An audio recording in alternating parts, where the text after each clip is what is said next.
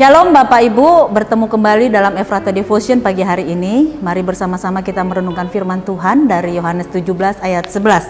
Demikian isinya. Dan aku tidak ada lagi di dalam dunia, tetapi mereka masih ada di dalam dunia. Dan aku datang kepadamu, ya Bapa yang kudus. Peliharalah mereka dalam namamu, yaitu namamu yang telah engkau berikan kepadaku, supaya mereka menjadi satu sama seperti kita. Menurut perkiraan Alkitab, lamanya masa hidup Yesus di dunia sekitar 33 tahun.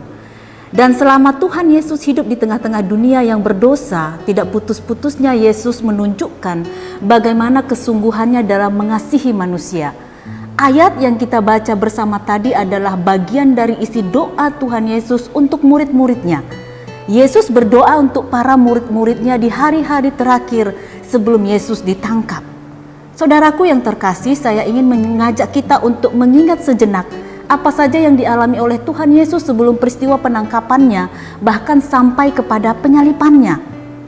Yang mengatur peristiwa penangkapan Yesus di Taman Getsemani setelah berdoa adalah tidak lain tidak bukan murid Tuhan Yesus sendiri, yaitu Yudas.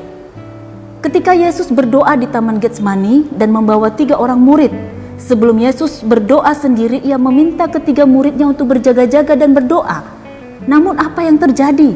Yesus menemukan murid-muridnya tertidur, bukan berjaga-jaga, dan itu terjadi sebanyak 3 kali.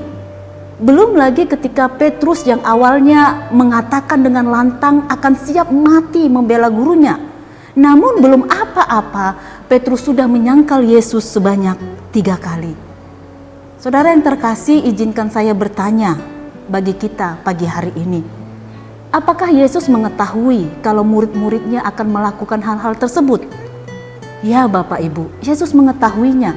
Jelas Yesus mengetahuinya. Bukankah Yesus sudah memperingatkan Yudas? Mengingatkan ketiga orang muridnya yang mengikuti dia untuk berdoa di Taman Getsemani.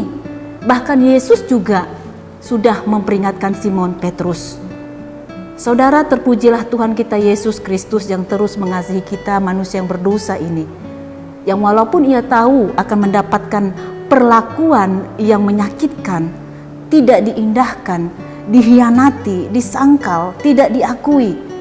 Firman Tuhan jelas menunjukkan pada kita pagi hari ini bagaimana Yesus berdoa kepada Bapa supaya Tuhan melindungi orang-orang yang dikasihinya. Yesus dilukai hatinya, terus dilukai, bahkan orang-orang yang terdekatnya.